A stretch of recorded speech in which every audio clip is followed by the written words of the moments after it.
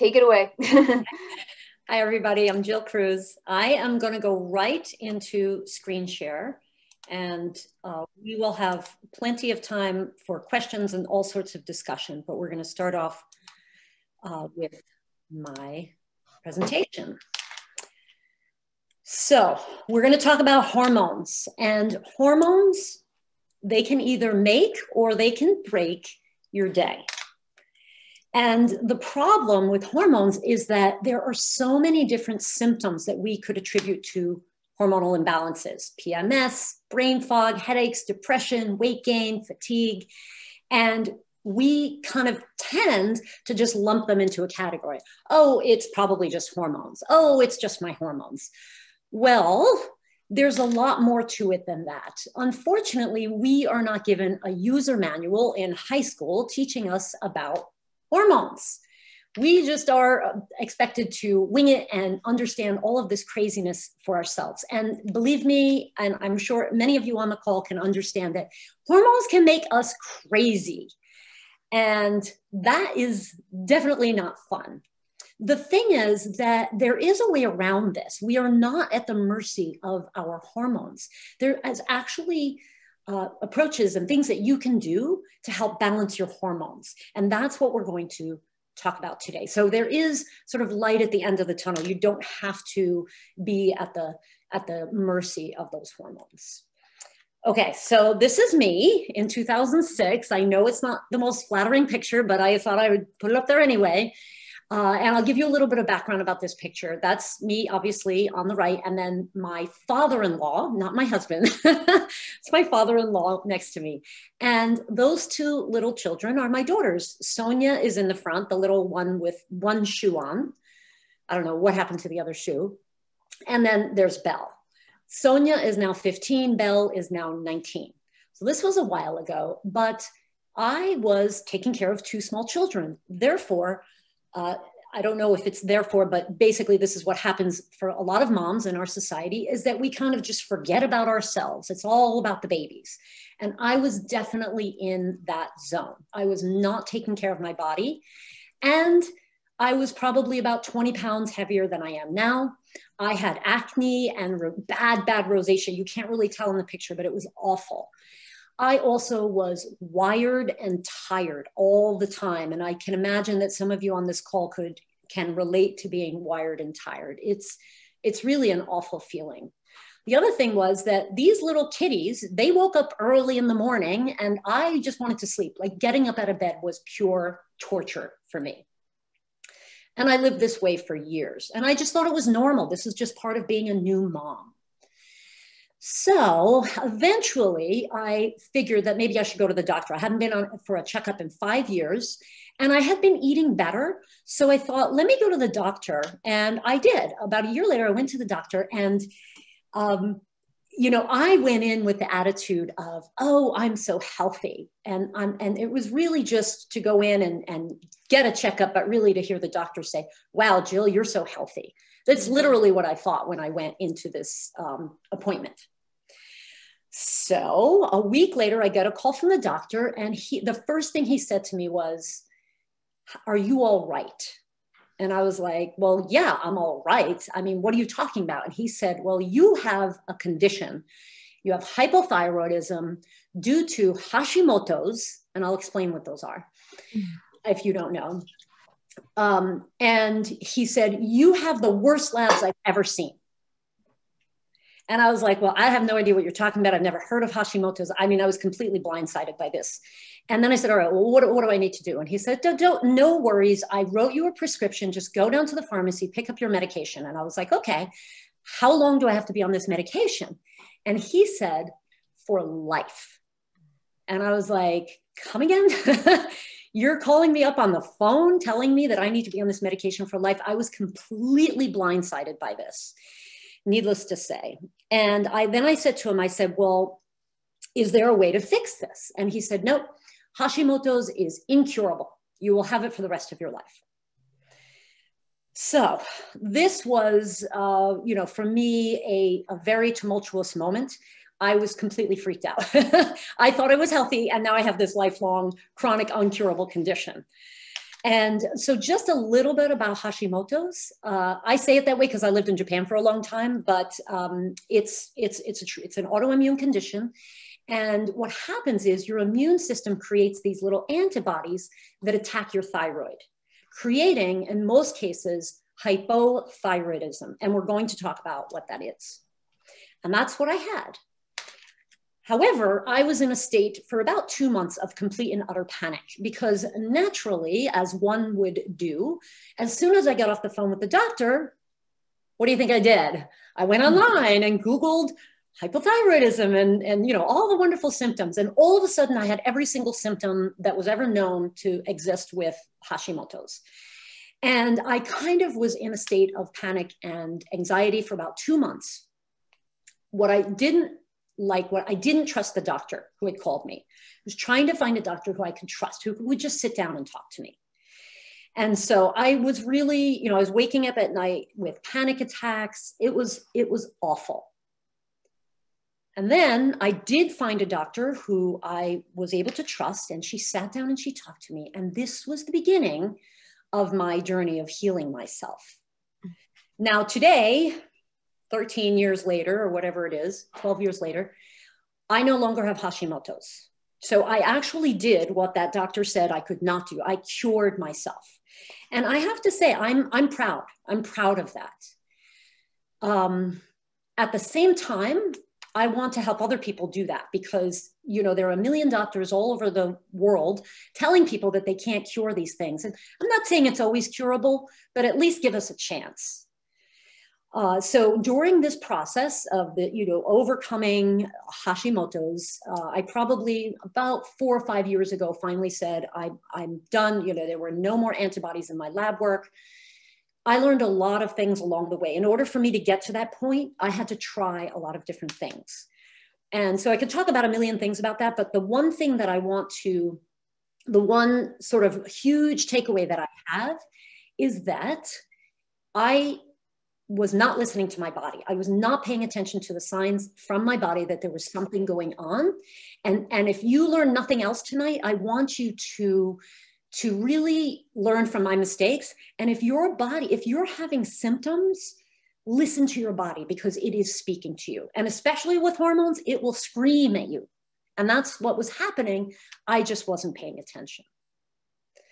So we are going to talk about, listen, the body has many, many, many hormones. We could be here till tomorrow morning talking about all of them, but we're not going to do that.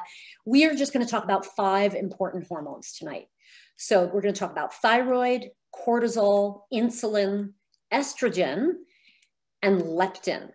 And some of you may have never even heard of leptin. So it may be an interesting thing to hear about.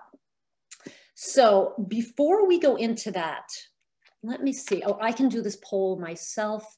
Maybe Rosemary, if you could, because my mouse has disappeared, can you launch that poll for me? There you go. So you'll see a poll come up. It's completely anonymous. And as you can just answer your questions and then submit it. And then what we're going to see, what we're all going to see is, depending on how many people participate, what it's, you know, normally if we were in person, I'd be like, how many of you think you have hormonal imbalances? And everybody would raise their hands, but we can't really do that on Zoom. So the polls kind of take the place of that.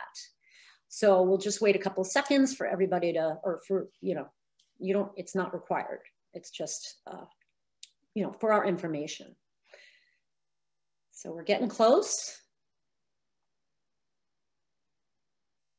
Okay, well, we have 18 people so far, and we can see that about, oh dear, I have to put on my glasses. 83% of the people on this call believe that they have hormonal imbalances. Frequently fatigued, 72%, hard to lose weight, 72%. Okay, so this is helpful for me as we go along so I can kind of hone in. But also if you have, you know, we're gonna have discussions. So if you have other things that you think are going on, definitely feel free to talk about it. But, you know, this is telling, right? Like we, as a society, most people are walking around with some kind of hormonal issue, and that's just unfortunate. So I think we're good with the poll. And again, Rosemary, can you end the poll? Oh, one more person did it. 19. And that just basically raised the percentages as they were. It's still kind of there. Can we, Rosemary, did everybody get to see the poll? Oh, okay, now you all can see it. So we have 19 people, 84% hormonal imbalances, 74% fatigued, 74% hard to lose weight. Okay, so now, Rosemary, can you close that so do you know how to do that? Is it still there? Yeah, I could still see it. Huh. Okay, hold on a second. Because you know what the problem is, that my mouse disappears when I'm screen sharing. Maybe did you click share results? I did. I'm getting message from people here in the program who can't see it. Oh. Can you click on the, I X'd it out. Maybe you can do it on your screen. Yeah, I'm just trying to get out of screen share because you know what, my mouse. I think you have to close it yourself. I know. That's what someone's saying, yeah. Yeah, I'm aware. Let's see if I can find my mouse is kind of lost. Oh, gotcha.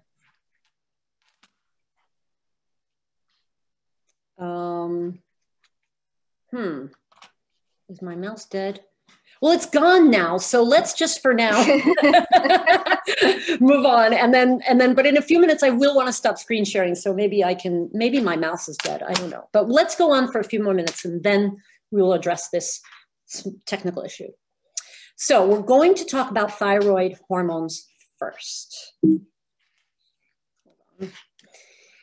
So when you go to the doctor, they will often test for TSH, free T3, and free T4. These are the typical thyroid hormones. Of course, the thyroid produces more different hormones than that, but those are the main ones that they'll test for. And it's important for you to know that thyroid hormones predominantly are involved in energy and metabolism. So if there's an issue with these hormones, it's probably going to affect your energy and or your metabolism. And unfortunately, most doctors will only look at the lab results. They'll only look at that TSH, and they won't pay attention to the symptoms. So I've worked with so many women who they come and they say, I'm tired. They have all these symptoms, but the doctor is just saying, oh, well, your labs are fine. And as a matter of fact, if I had another poll, I probably would find people on this call who have experienced that. It shouldn't be ignored. So when the thyroid is not functioning well, I had Hashimoto's, which started with actually hyperthyroidism, but eventually led into hypo, and that can happen.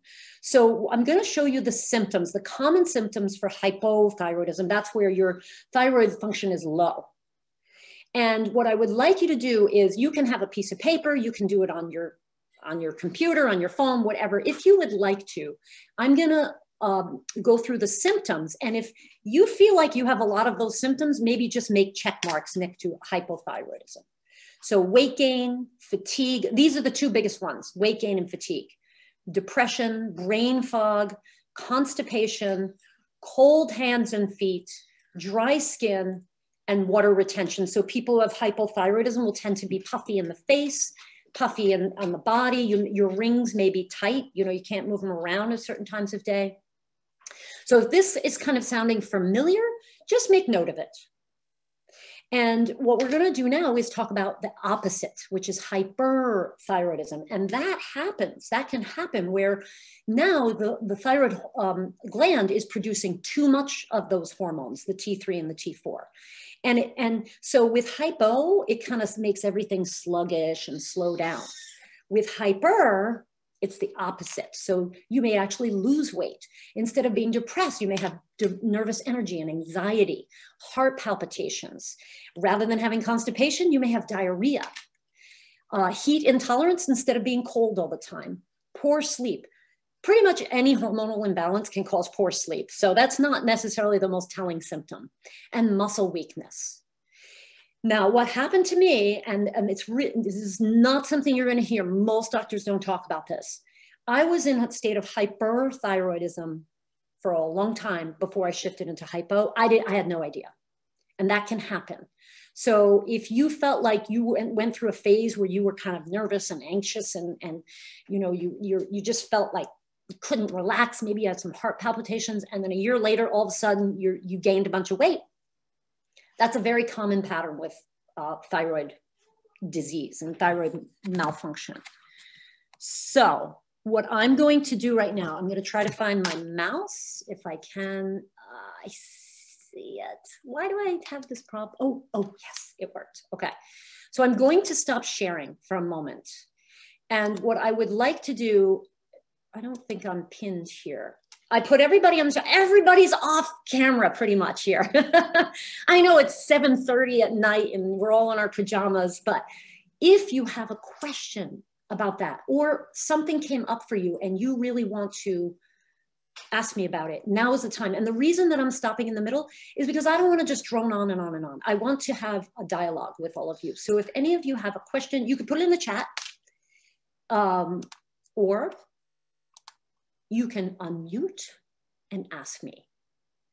If you have a question or you feel like perhaps I am pinned now, or if you feel like something about this spoke to you.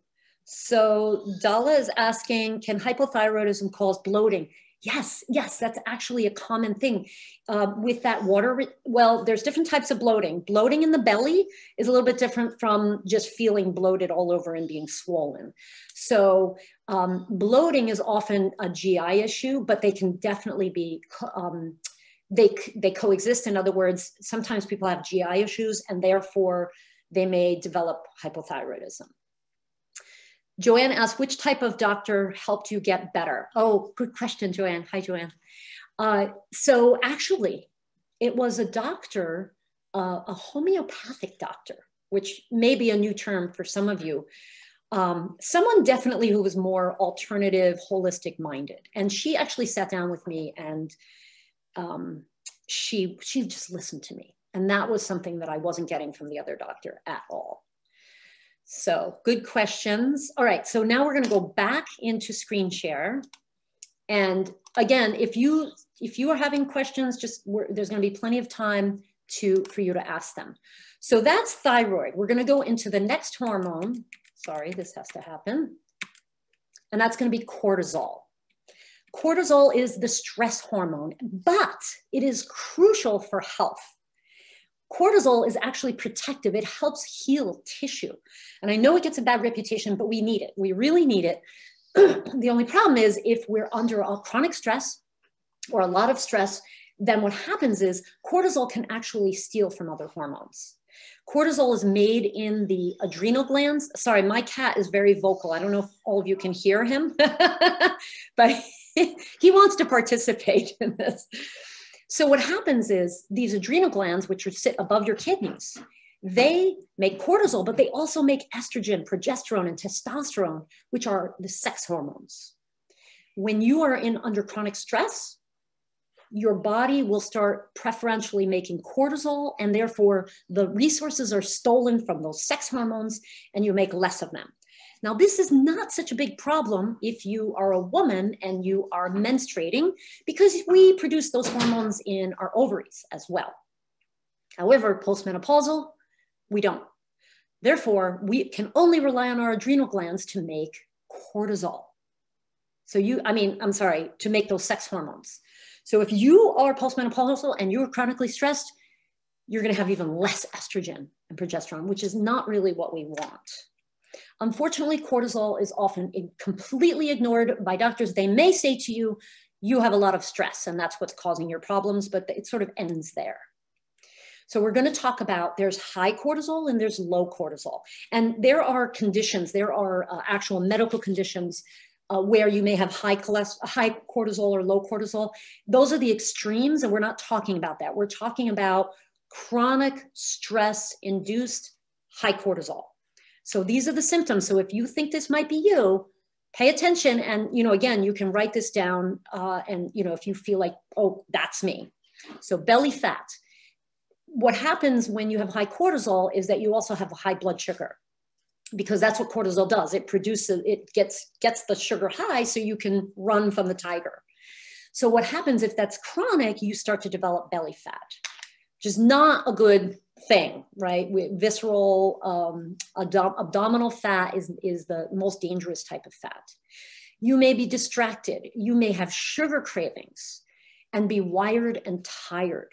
Now, this is where also I want to bring in the idea that the hormones they play together.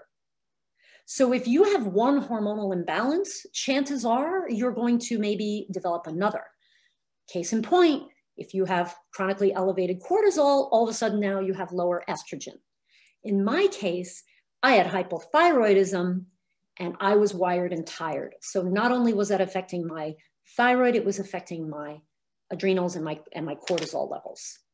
You may struggle to fall asleep at night. That's one of the most telltale signs of high cortisol. You may have worry, quick to anger, and it may manifest in your GI tract, indigestion, ulcers, GERD, reflux, that kind of thing.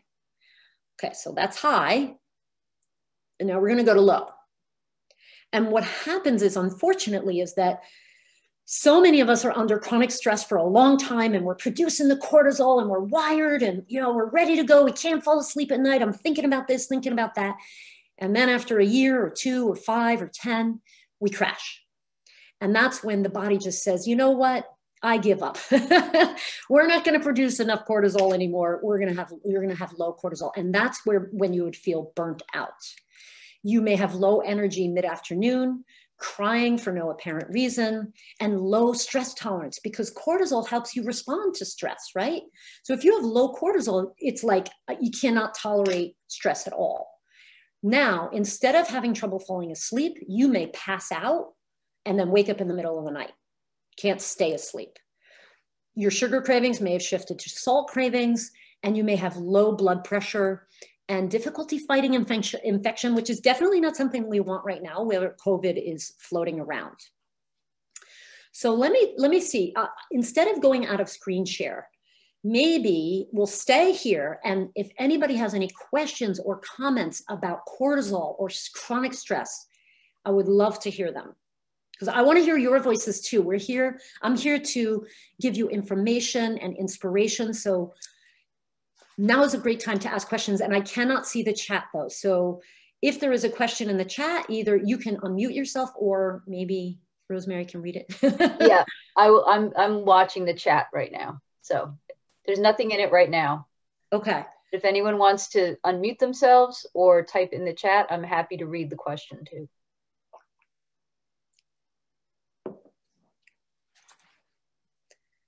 Okay. You've got me. Well, we you know, if something comes up later, we can certainly talk about. There's a question here. Hold on a second. We have a question. We have a couple questions. Michelle is asking, is cortisol part of a standard CBC panel? No, it is not. When you go to the doctor for a standard checkup, depending on your age, there may be, you know, things may vary a little bit, but they're going to do a complete blood count, which is the CBC, comprehensive metabolic panel, which looks at your glucose and proteins and that sort of thing. But they will not, does not include cortisol. You can ask for it, and, you know, your doctor may or may not do it. And you want to get a morning cortisol, by the way. So you want to go in early, well hydrated to the lab, and do it in the morning, because that's when it's most relevant. Is there another question? Sorry, I was muted. Michelle says thank you. And there's a couple more questions. Dahlia is asking, hold on one second. Can thyroid problems lead to early menopause? Potentially, yes. I would say, yeah, if there's a thyroid issue and it's not addressed, potentially, yes. As a matter of fact, if thyroid is not addressed properly, it can lead to heart disease and a lot of health problems. So unfortunately, that is entirely possible because all of the sex hormones are connected. There's something called an HPA axis, the hypothalamic pituitary axis. So these hormones are intimately connected. So it's possible. Okay. We have a few more. Okay. Okay. So, thank you, Rosemary. Oh, you're welcome. No problem. Julie is asking, should we ask our doctor for a cortisol test for our yearly physical? Well, if you're feeling great, why bother? If you're really paying attention to your body and you're feeling like, this could be me, I've been under a lot of stress, then again, why not have it tested? The only thing is you have to check and see if your insurance covers it. I don't want everybody on this talk to email me 6 months later and say, the insurance didn't pay for my lab. So make sure it's covered by insurance, but if you have chronic fatigue or something like that, I would definitely test it. Okay, that's another question from Marilyn. She's asking, how does cortisol cause acid reflux? I don't get the connection. Well, so chronic stress causes, well, you know what? So there's more than one mechanism. Chronic stress affects the GI tract because the nerves our nervous system goes from the brain to the GI tract, and it's innervated by the central nervous system, and that and also there's our autonomic nervous system, which carries out the stress response. That alone can cause GI issues of all kinds. However, cortisol also is very abundant actually in the GI tract, and through that mechanism as well, it can cause GI issues. So it's somewhat circuitous, but also can be direct as well. Okay. Dahlia has another question. Does a homeopathic doctor offer those tests? I'm assuming she means like cortisol. Yes. So as long as you're seeing a medical doctor or a nurse practitioner, anybody who can write a blood work prescription, then yes, they do. And a lot of homeopathic doctors are actual medical doctors as well. So yeah. And one more question from Joanne. She says she's had all these symptoms that related to cortisol. I don't know if it's cortisol levels being high or being low. Okay, have had all these symptoms, but cortisol levels never showed anything low or high. So what does that mean? Well, okay. So part of this problem is this, and this gets a little bit complicated, but cortisol can be tested in the blood. It's not the most accurate way to test it. Let's put it this way, if you get a blood test for cortisol in the morning and you've been fasting and you slept the night before and drank water and you went in and your cortisol was abnormal, that would be significant, right? Okay, it's low, it's high, whatever. If it's normal, that doesn't necessarily mean that you don't have a problem with cortisol, unfortunately. And there are saliva tests that you can get that are much more accurate, where they're testing your cortisol you do it at home, you test the cortisol 4 times in the day.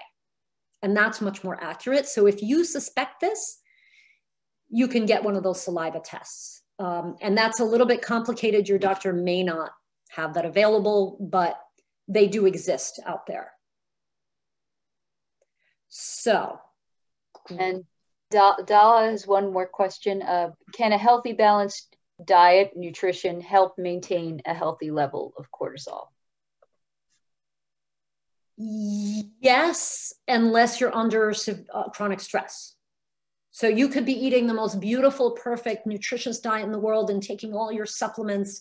But if you have chronic stress, the diet's going to help, but it's not going to prevent,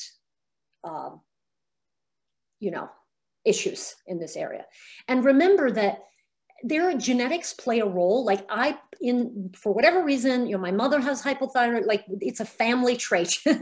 So for some people, they may not manifest this. They could be under stress for years and be fine.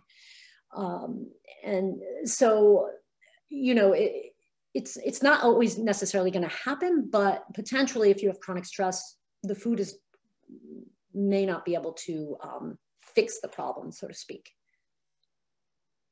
Okay, so let's move forward. We'll have plenty of time for more questions. We're going to talk about insulin. Insulin balances blood sugar, and it's crucial for weight regulation.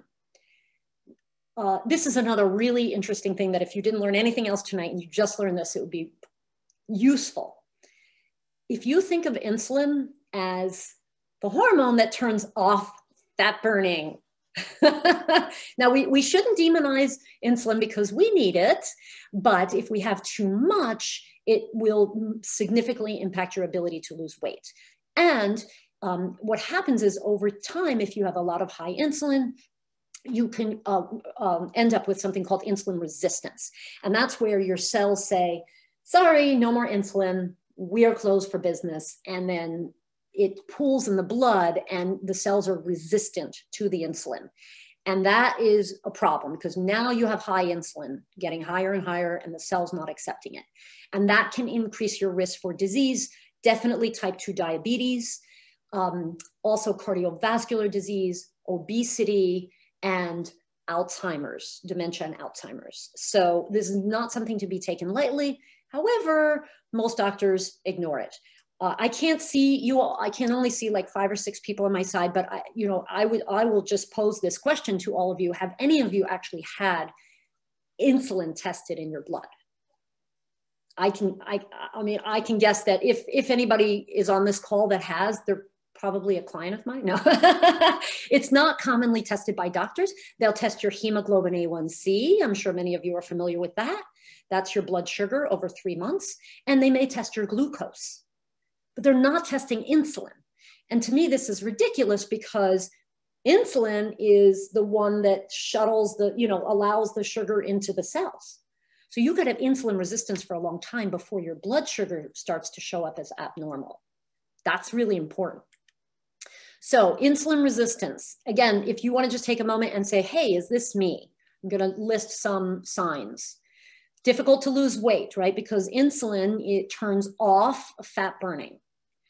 Belly fat, again, the same thing that I was talking about earlier, that visceral abdominal fat, it collects there in insulin resistance. You'll have elevated blood sugar and unfortunately increased hunger even after a meal, cravings, fatigue, irritability, and frequent urination. Some of this is coming from the high blood sugar and some of it's coming from the insulin, but either way, it's a little bit of a disaster.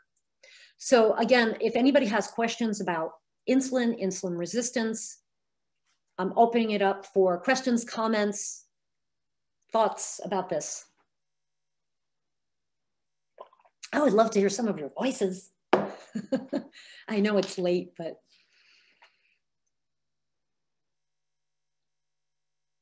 Okay, so I'm gonna move forward and if a question comes up, then Rosemary, you can let me know. Yep, I will. Okay, next one is estrogen. Now, there may be a few men on the call, mostly women. I do have a question. Go ahead. Dala asked, can a healthy balance, wait, no, that's not the one. Sorry. What happened to, I'm sorry. That was the one from, oh, here we go. Often with frequent urination, they would refer you to a urologist and not test the insulin. Yeah, I mean, if you're at the point where you have frequent urination, they're probably going to start testing your urine for sugar or, testing the blood. But yes, I mean, I've worked with many people with type 2 diabetes who told me they've never had their insulin tested. And I'm kind of like, why? Like, don't you want to know? What, just as curious as you are about the sugar, I think you would be curious about the insulin because that can change over time. If you're eating better and you're exercising and your insulin resistance is going down, that means your insulin is going to go down. So why not measure that in the blood? And again, my disclaimer, you got to talk to your doctor. I'm not a medical doctor. I can't write a prescription for you, but you can ask them. And if you have, especially if you have elevated blood sugar at all, the insurance will cover it. and you want to get a fasting insulin. So, you know, morning insulin fasting. We have another question. Go ahead. Okay. From Susan. What is the normal insulin range? She thinks hers is low when it was tested. Ooh. Okay, good. So normal on most labs will either be 2 or 3 at the bottom, up to 20. I've seen 28 just quite randomly. So it depends on the lab. But in my experience, if it's above 5, I start seeing insulin resistance. Not with everybody. I've seen 8, 9, 10, 11, and people don't seem to have it. But yeah, if yours was low, I don't know. Mine's been low too. Like I've had it be 1 or 2. Not the worst thing in the world to happen. We need insulin. I mean, without it, we die very quickly. But you know, in the morning, it's going to be low because you were fasting. So it goes down overnight. Okay, so we're going to go on to estrogen. And I know there may be, I know I saw at least 1 man, maybe 2 on this call. I'm sorry, I'm not doing testosterone. However, we only have a limited amount of time, and I knew there'd be a lot of women on the call. And I work mostly with women. So estrogen is the most important sex hormone for women. There's also progesterone and testosterone. Those are the 3 main sex hormones that are produced in the adrenal gland, right there with cortisol. But remember, if you have chronic stress, it can steal from these sex hormones. Estrogen is crucial for feeling like a woman. And, you know, as we go through menopause, it kind of is a drag, right? Because we have less estrogen. Estrogen protects us. It protects your bone. I'm sure many of you know this, that that's why as we go into menopause, the risk for osteopenia and osteoporosis increases. That's because estrogen is super protective of bone, heart health, and this is not something that you hear about a lot, and also brain health. So people who have, women who have higher levels of estrogen tend to have lower incidence of Alzheimer's and dementia. So just, you know, important note. Estrogen is often, again, ignored or improperly addressed by doctors. Oh, it's just your hormones. You're just going through menopause, or it's just PMS. It's like, what? Can't you help me? So I, you know, but there are doctors out there who specialize in this. So if you think this is you, then, you know, you can seek them out. So there could be high estrogen or low. This is what would happen if you had high or excess estrogen, or if you are estrogen dominant. So we're going to go through the symptoms here. Rapid weight gain, you know, and a lot of this is going to sound like PMS, right? Weight gain a couple pounds around the period, you get bloated, puffy, you retain water, breast tenderness, mood swings, weepy, migraines. These are, a lot of them we associate with PMS, and that's because during your period, your estrogen surges. If you have particularly heavy periods or insomnia, you may even, you know, suspect that there's estrogen, too much estrogen floating around. And that's not good. We don't want that. But low estrogen is not good either. You may have depression or lethargy. This is now associated with menopause, right? Night sweats, hot flashes, low libido, dryness everywhere. Do you see the little icon? It's like a little cactus in the desert. I thought that was funny. So yes, vaginal dryness, but also just dry skin. Emotional fragility, poor memory as we get older. It's like you walk into the room and go, oh, well, what do I come in here for? Waking up in the middle of the night. So this isn't across the board, but generally you could say high excess estrogen, you may have more trouble falling asleep. Low estrogen, it's going to wake you up in the night, potentially. I mean, really, this can be, you can go in and out. You can have low estrogen, but have estrogen dominance, which means that the estrogen is higher than it should be, and the progesterone is low, because progesterone and estrogen are sisters. They're sister hormones. They help each other out. So you could have low estrogen and lower progesterone, and it feels like too much estrogen. So this is not straightforward at all, as I think every woman on this call can attest to. Estrogen can be pretty wacky. So again, I'll open up for questions about estrogen or anything else we've talked about so far. Hi, Jo. Hi. I'm Meg. Hi, Meg. It's actually not related to the chart, but I was curious. I have fibromyalgia, And, you know, I'm 45, so I believe I'm perimenopausal at this point. And I've noticed when I am a few days from getting my period that my pain levels have been spiking through the roof.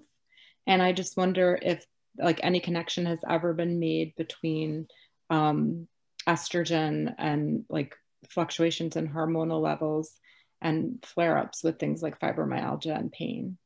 I don't want to say that I've actually read a study about that, but it makes sense to me. But I'm not going to say yes for sure. But that's an interesting, you know, I think a lot of things come up around cyclical with our periods that are just wacky and weird, and they haven't necessarily, no one's made that correlation, but I think it's possible. If you think that that's happening, it's probably happening. And that goes back to your listening to your body. Mm-hmm. But it may relate to histamine because that's also the migraines there. I don't want to speak about something that I'm just not 100%, you know, sure. I've never read that. Okay. All right. It's a great question. Thank you. Yeah. We had a question in the chat as well. Mm-hmm. It's a more general from Dala. She's wondering if it's possible for you to tell us where we can find these specialized doctors. Yes, I wish I could. Yeah, I was thinking that's probably not allowed. Well, I don't know if it's allowed via the library policies. I just actually I like my gynecologist and she listens, so I can recommend her, and any of you can reach out to me too if you want.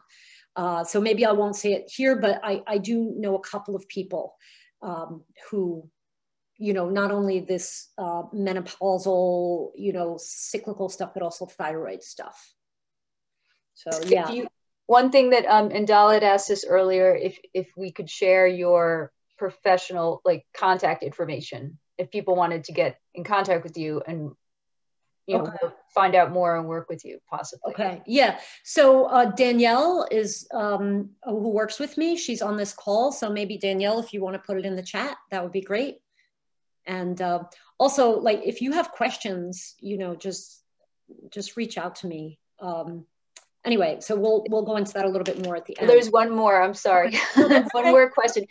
First of all, Danielle says she's on it. She's going to put your info in the chat. Thank you. There was a question from Michelle. She's asking for suggestions for alternatives to prescription HRT or holistic options to add on to prescription HRT. Okay, yeah.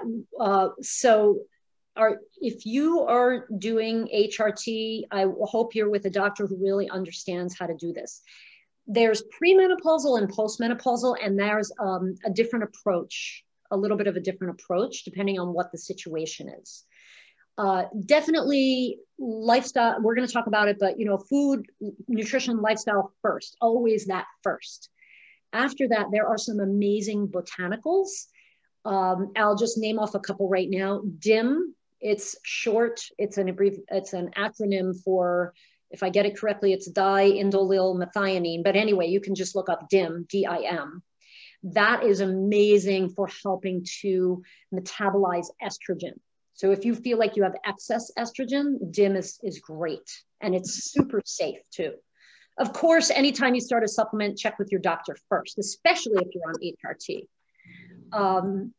So that's estrogen. And then chaste tree is great for boosting progesterone. So these are more kind of like pre-menopausal, menopausal type things that can change your life. Really, they're pretty powerful. If you're on HRT or if you're postmenopausal, it gets a little bit more complicated. Okay, so we're going to go into leptin. And leptin, again, I can't see everybody, but I'm wondering how many of you have heard of leptin? It's the satiety hormone, and it is produced in the fat tissue. So the more fat tissue that you have, the more more leptin you have. So normally, leptin reduces your appetite. It makes you feel satiated. So you eat some food, The fat tissue produces leptin. It goes to your brain, your hypothalamus, and it says, hey, we don't need any more food. And therefore, you feel satiated. That's how leptin works. However, if you have a lot of fat tissue, then just like you can have insulin resistance, you could also have leptin resistance, where the body, the brain, the hypothalamus actually becomes desensitized to leptin. And that's called leptin resistance. Unfortunately, it is almost always ignored. I don't know. I mean, I would be shocked if anybody has actually had their leptin tested. Not that useful maybe to test, but still doctors don't really talk about it. Now, if you have leptin resistance, these would be some of the things that will be going on. Number one, and most painful of all, slow metabolism. Your brain's not getting the signal that you're full. And what happens too is that people will then, they'll have trouble losing weight, and then they won't eat enough food, and that just exacerbates the situation. If you have belly fat, a lot of belly fat, you're overweight or you're obese, most likely you have leptin resistance. And these two guys here are rough: hungry at night and cravings. Those are some of the most telltale signs. But the only complicating factor here is this: leptin resistance and insulin resistance, they often coexist. And the symptoms are, as you can tell, they can kind of overlap, right? You have cravings, your difficulty losing weight. It's like, well, do I have leptin resistance, insulin resistance? Of course, if you did lab work, you might be able to tell that.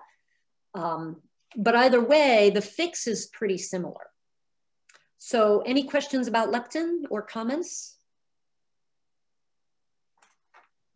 It's maybe a new one. Okay, so let's talk about what we can do about this. How do you fix these hormones? We're going to talk about, I know I said 4 steps. The 5th step isn't really a big one, so I added a little one, snuck one in there. So we're going to talk about sleep, physical activity, stress management, food, and getting help. And we already kind of talked about that a little bit. So sleep is the most important factor in your health. Nothing else comes close, like 100%.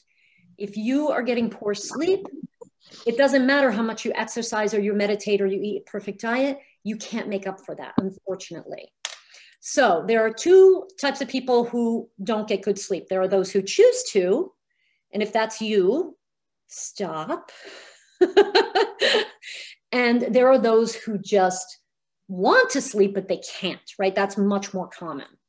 There are there are going to be 4 things that I'm going to talk about here to improve your sleep. Okay, now we're going to go through those 4 things, right? Sleep, stress management, physical activity, and food. I don't want you to feel like you have to all of a sudden do 85 things. If you feel like sleep is your weak area, then just work on that. If you feel like food is your weak area, then just work. Don't try to be, you know, the perfect healthy person tomorrow. Just pick one thing from this. I'm going to give you a bunch of stuff. You just have to pick one and try it out. So if you are currently having issues sleeping, that's going to adversely affect your hormones, and it becomes a vicious cycle, right? Because hormones, we know, affect your sleep. So consistency, going to bed at the same time, waking up at the same time every day. I'm in bed at 9:30 and I'm up at 6:30 every day, except, you know, occasionally. That can actually help improve your sleep. Room temperature, keeping the room 65 to 68 degrees. Cool, the body likes cool. Hot is not good for sleep. If it's hot, it disrupts our sleep. And what I'm going to call light therapy, which is actually going outside in the morning.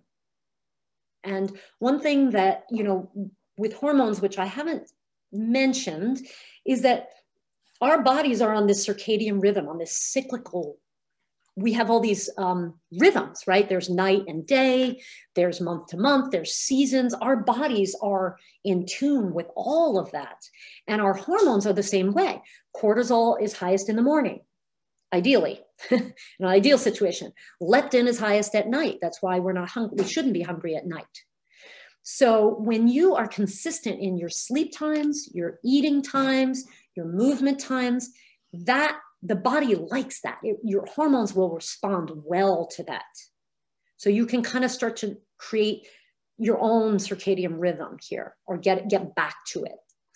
So the lighting tells your brain it's morning.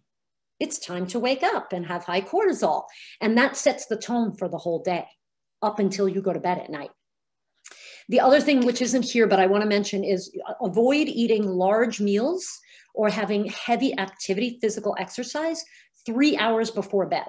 That will actually improve your sleep. And all of these things are research-based. It's not, you know, Jill Cruz thinks it's cool. It's actually based on pretty heavy-duty research. These are the most proven for improving sleep. Okay, so that's sleep.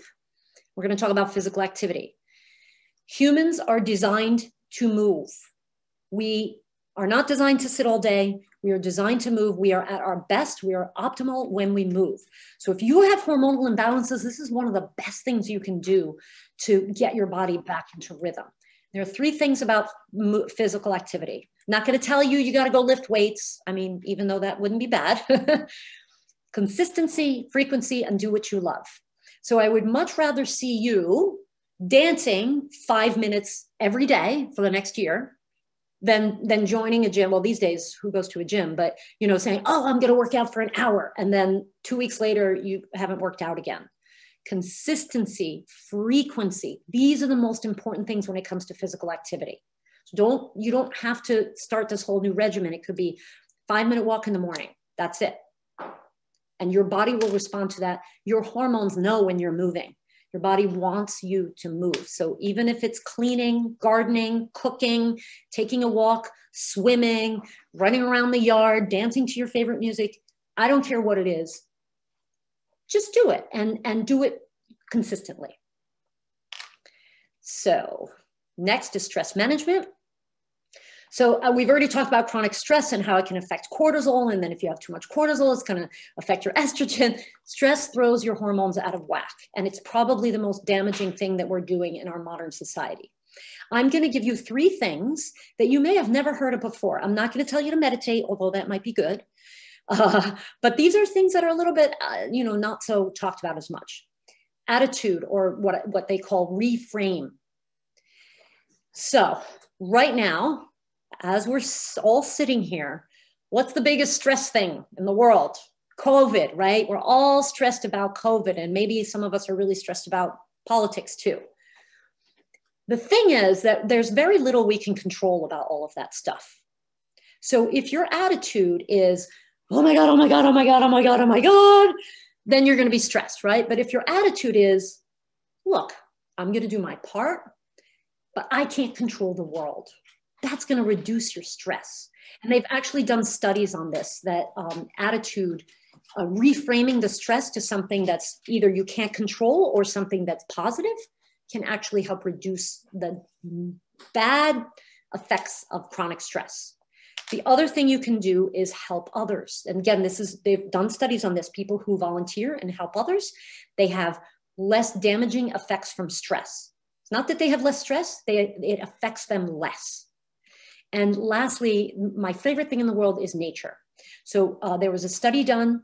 They tested their cortisol, which you've learned about, right? The stress hormone. And then they had people sit in nature for 20 minutes, 30 minutes, and 40 minutes. And they tested their cortisol after. And they found that 20 minutes in nature reduced cortisol significantly. 30 minutes was a little bit more reduced. After that, the effect was the same. It leveled off. So if you're stressed out, what's the best thing you could do? You could get up in the morning, get that light onto your eyes, reset your circadian rhythm, take a walk in nature. You're getting physical activity and you're being in nature if you can. It's not rocket science. And these things can really help. Okay, so we're going to go into food in a minute, but I want to check in and see if there are any questions or comments. Hey, Jill, we had a couple of questions. Someone asked, how many hours of sleep do you recommend? Oh, I love it. Yes. Okay. So first, I want you to think in terms of sleep opportunity. I track my sleep with this ring here. And what I learned when I started using that ring was, if I gave myself 8 hours of sleep opportunity, right? So I get in bed at 10, I want to wake up at 6. That's 8 hours of sleep opportunity. I found that I was only sleeping 7 hours. So the ideal amount of sleep for humans, as far as a bucket load of research has determined, is between 7 and 8 hours. Once you go above 9 or below 7, now you're increasing your risk for pretty much every horrible disease you can think of: cancer, heart disease, dementia. So 7 to 8 is the sweet spot. But, you know, if you're getting 8.5, that should be fine. If you're getting 7, that should be fine. It depends on the person. But remember, it's sleep opportunity, because you may not be sleeping the whole time.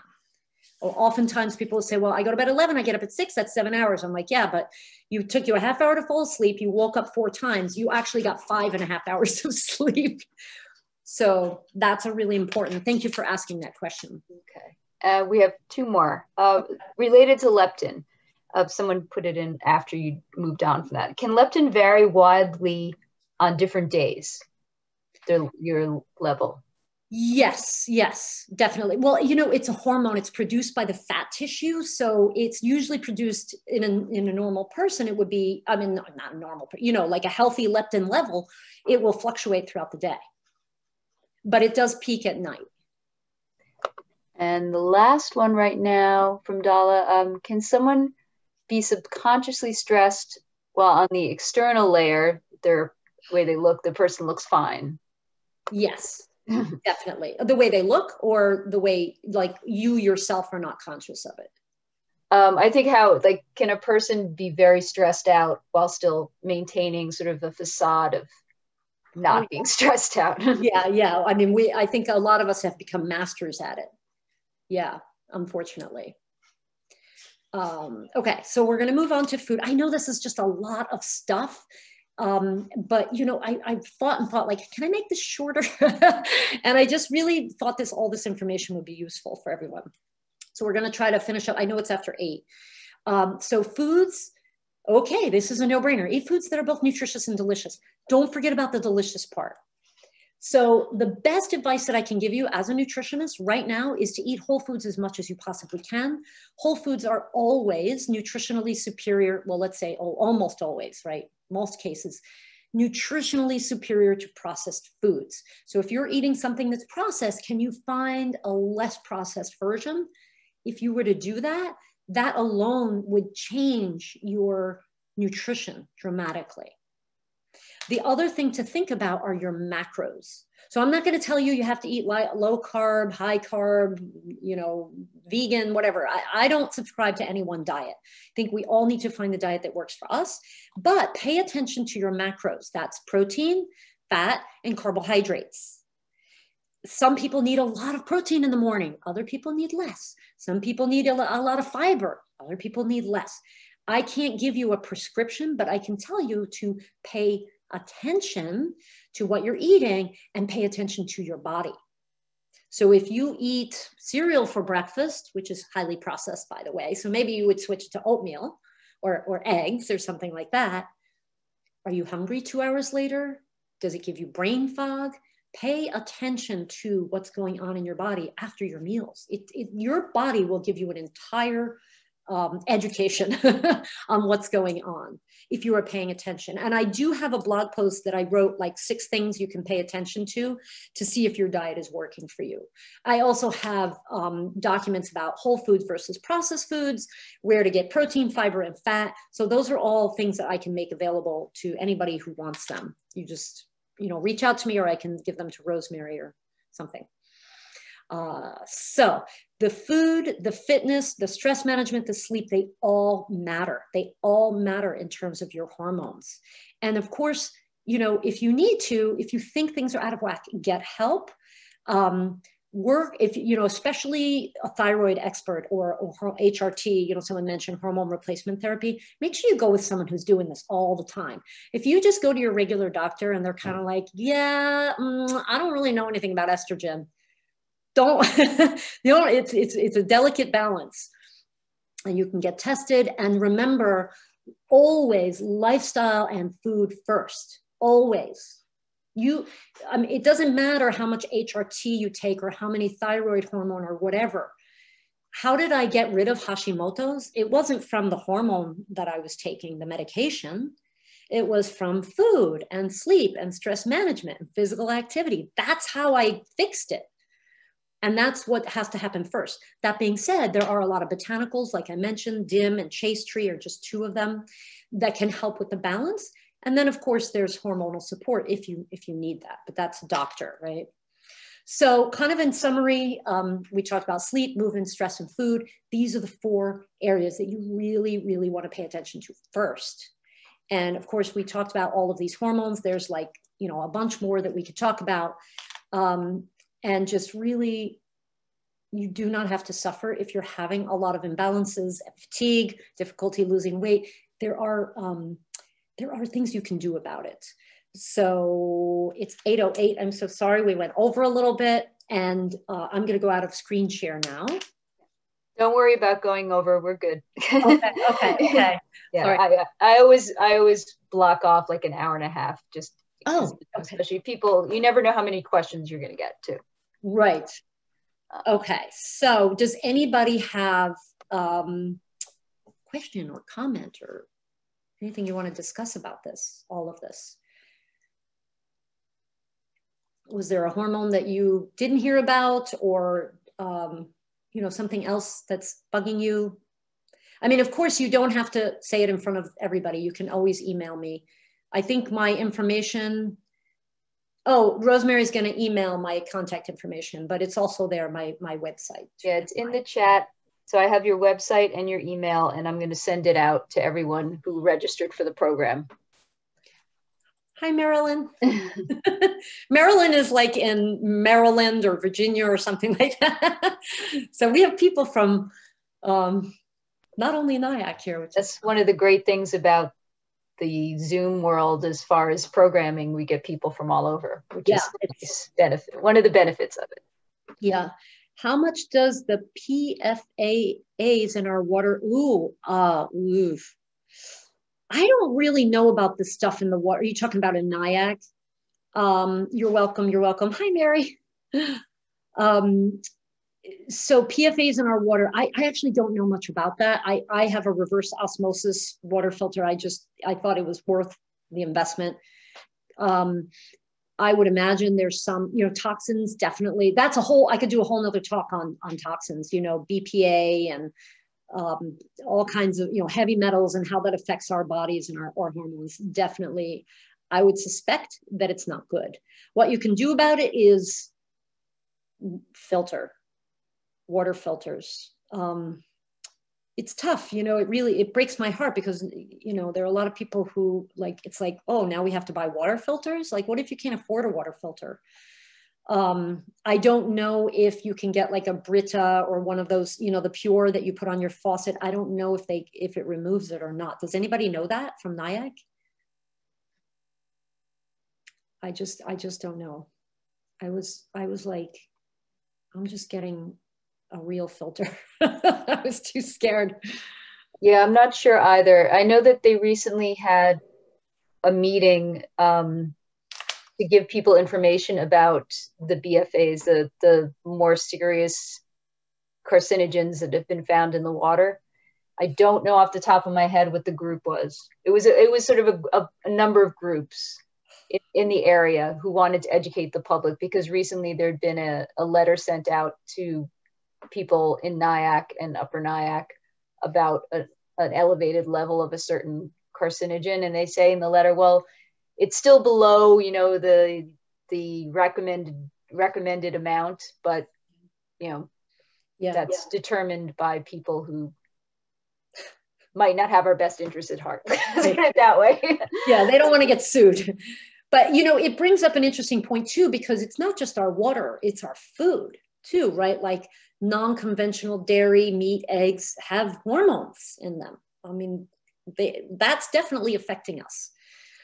So there's a lot of toxins in our environment, and it's tough. But on a positive note, you know, we're resilient. Human beings are very resilient, and in the world of really taking care of your body and eating like a lot of vegetables and fruit and plant-based food. And I'm not anti-meat at all, but you know, the plant-based foods have a lot of antioxidants and these things that can help with detoxification.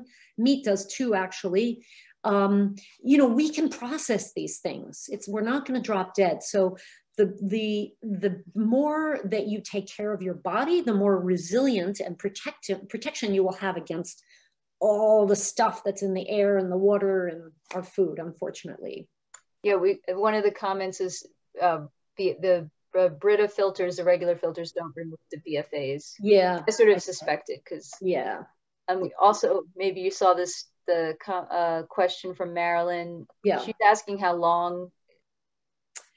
Well, it really, really depends on what's going on and to what degree, because what happens, like I described, you have these hormones that are kind of all there's an interconnection. So sometimes it's hard to tease out what's going on. If there's a lot going on, then it can take months. It can take years. And definitely, if you feel like you have a lot of hormonal stuff going on, seek out professional help, because just getting those hormones or those botanicals can accelerate the process dramatically. I mean, when I had my hypothyroidism, when I went on Armour Thyroid, which is more of a natural form, it took about a month. Now, if I didn't go on that medication, I don't know what would have happened. I would have been in trouble. Yes. Thank you, Maria. Any other questions?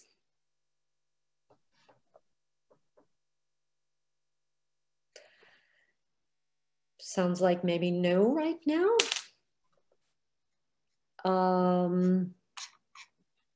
Okay, will email me. Okay, so yes, if you have any more questions, you know where to find me. I am always on email, so I love answering questions and talking about all this stuff. Thank you so much for having me today, Rosemary and Naya Library. Thank you. Thank you everybody for coming too, for showing up today. I appreciate it. Yeah, that was great. It was wonderful. And we can talk about maybe doing more down the line. Yeah. And this will be up on our, like I said, this was recorded and it'll be available, get it up by tomorrow morning. Awesome. Okay. Sounds good. What about the poll? Oh, thank you. I'm just going to launch it right now. Some people dropped off. I know it's getting. I know that always happens. If anyone has any time, I would really appreciate any feedback for the library as far as this program is concerned. Do you, does everybody see it? I see it, but. Yeah, it says they're able to see it. Okay.